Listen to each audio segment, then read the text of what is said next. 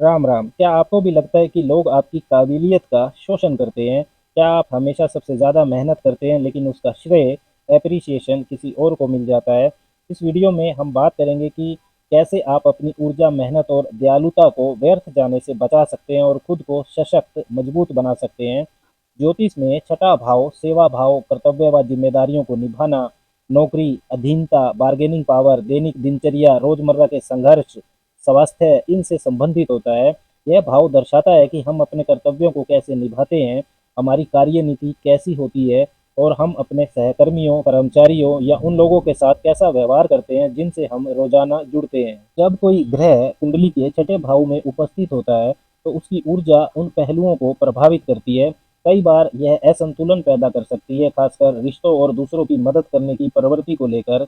यह स्थिति तब उत्पन्न होती है जब लोग हमारी मेहनत, दयालुता और शक्ति का अनुचित लाभ उठाने लगते हैं।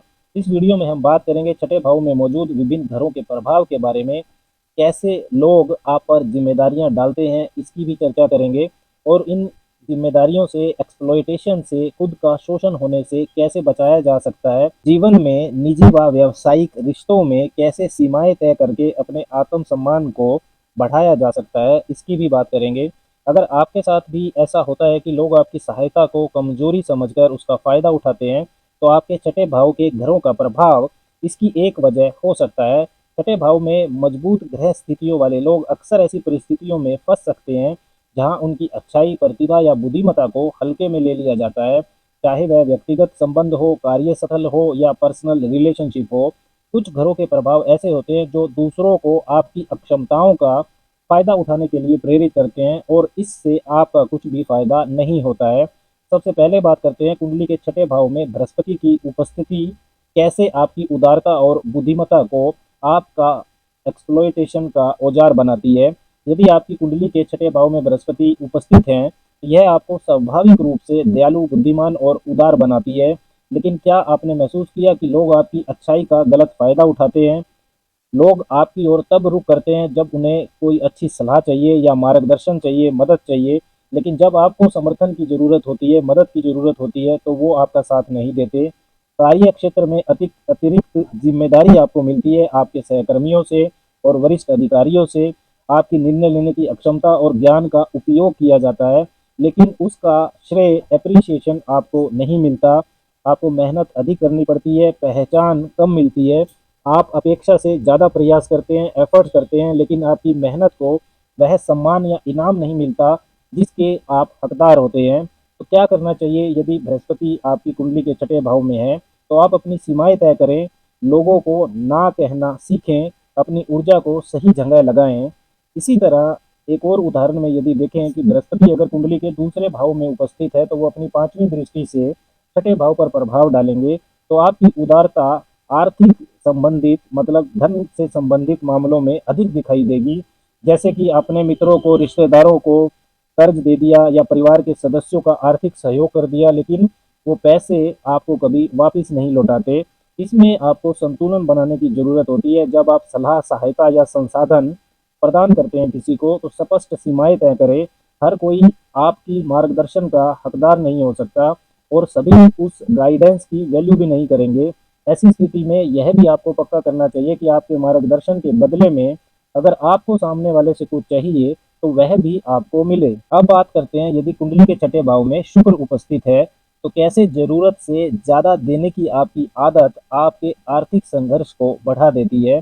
शुक्र प्रेम, सौंदर्य और धन व भोग विलास का ग्रह है, और जब यह छठे भाव में उपस्थित होता है तो व्यक्ति में शांति बनाए रखने और दूसरों की मदद करने की प्रबल इच्छा होती है। कई बार उन्हें इसकी कीमत भी चुकानी पड़ती है। अगर हम समझें कि लोग किस रूप में आपका फायदा उठाते हैं, जब कुंडली के छठे भाव में शुक्र होते हैं, आर्थिक रूप से ये आपको ज़्यादा उदार बनाता है। आप ज़रूरत से ज़्यादा आर्थिक सहायता दे सकते हैं या किसी को पैसा उधार देने के बाद उसे वापस मांगने में संकोच कर सकते हैं। छठे भाव में शुक्र की उपस्थिति कैरियर में संघर्ष को बढ़ा सकती है। कार्य स्थल पर आप वह व्यक्ति हो सकते हैं जो सबके बीच सामंजस्य बनाए रखने की कोशिश करता है, लेकिन अपनी जरूरतों को अनदेखा कर लेता है। दोस्ती और रिश्तों में आप अक्सर देने वाले बन जाते हैं, जहां अधिकतर प्रयास आपकी ओर से ही होते हैं। शुक्र की एक और स्थिति को अगर हम समझें तो मान लीजिए कि शुक्र अगर सातवें भाव में है और वो छठे भाव का स्वामी है, sixth Lord in the seventh house. तो यह असंतुलन मुख्य रूप से रोमांटिक रिश्तों में दिख सकता है, जहां साथी आपसे ज्यादा लेने वाले होते हैं लेकिन बदले में उतना नहीं देते। वैवाहिक जीवन में भी यह परस्पर समझ को कमजोर करती है स्थिति। अगर शुक्र आपके 11वें भाव में स्थित है, लाभ भाव में, तो आपके दोस्त आपको भावनात्मक सहारा मान लेते हैं, लेकिन जब आपको उनकी जरूरत होती है तो वो गायब हो जाते हैं। क्या करना चाहिए? अगर शुक्र की ऐसी स्थिति आपकी कुंडली में है तो दूसरों की मदद करना अच्छी बात है, लेकिन यह आपके स्वास्थ्य और आत्मसम्मान की कीमत पर नहीं होना चाहिए। इस बात को आपको समझना पड़ेगा।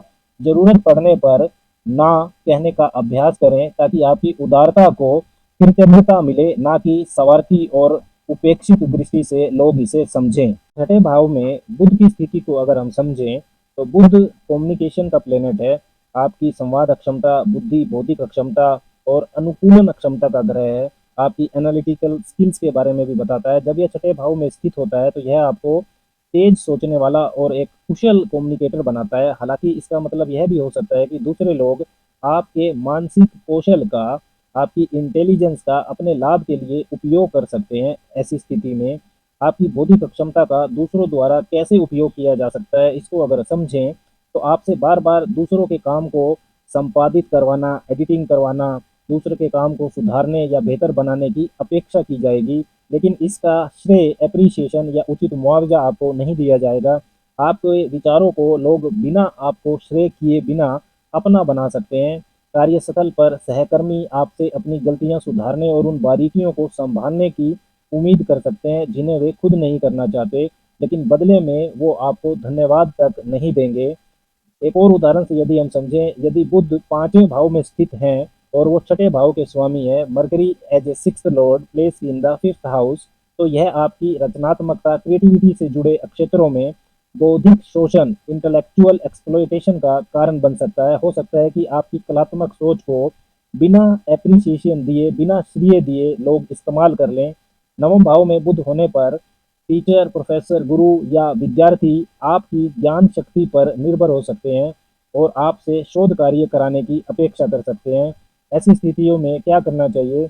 यदि आप बौद्धिक श्रम, इंटेलेक्चुअल लेबर कर रहे हैं तो सुनिश्चित करें कि आपको उसका पूरा श्रेय मिले, आपके एफर्ट्स को एप्रिसिएशन मिले। स्पष्ट करें कि आप किन कार्यों के लिए सहमत हैं और किन्हें उचित पारिश्रमिक या मान्यता प्राप्ति के बाद ही आप करेंगे। छठे भाव में मंगल की उपस्थिति को अगर हम समझें तो आपकी ऊर्जा और काम करने की क्षमता का, आपके एक्शन ओरिएंटेशन का अक्सर दूसरों द्वारा शोषण किया जा सकता है। कार्यस्थल पर आप सबसे ज़्यादा मेहनत करते हैं लेकिन उसका श्रेय किसी और को मिल सकता है। लोग मानते हैं कि आप अकेले सब कुछ संभाल सकते हैं, जिससे एनर्जी आपकी ड्रेन हो जाती है। आपको उचित पारिश्रमिक भी उसका नहीं मिलता है। इसी तरह शनि अगर छठे भाव में उपस्थित होते हैं तो आपकी अनुशासन और जिम्मेदारी की भावना के कारण लोग आप पर अतिरिक्त बोझ डाल सकते हैं। लोग जानते हैं कि आप अपनी ड्यूटीज और रेस्पॉन्सिबिलिटीज के प्रति बहुत सावधानी से चलते हैं। आपके सहकर्मी और सीनियर्स बिना आपसे पूछे आपसे ज़्यादा काम करवाने लग सकते हैं, क्योंकि वो जानते हैं कि आप अधिक काम करने के बाद भी शिकायत नहीं करेंगे। छठे भाव में राहु की उपस्थिति भी आपकी करुणा और दूसरों की मदद करने की प्रवृत्ति को आपको भावनात्मक रूप से थका सकती है। आप इमोशनली ड्रेन महसूस कर सकते हैं।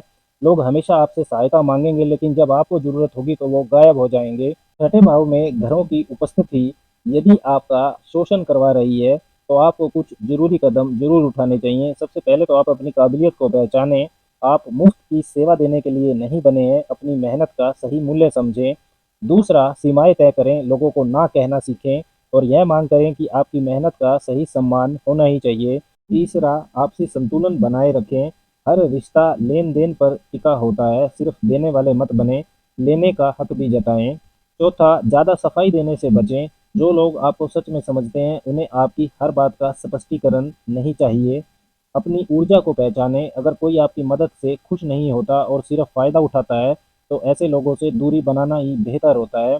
एक चीज़ हमेशा याद रखें कि छठे भाव में यदि ग्रह उपस्थित है और आपको मेहनती और काबिल तो ये बनाएगा, लेकिन बिना सीमाओं के यह आपको दूसरों के लिए फ्री लेबर, फ्री का मजदूर भी बना सकता है। अपनी ऊर्जा और प्रयासों का सम्मान करें, तभी दूसरे भी आपको महत्व देंगे।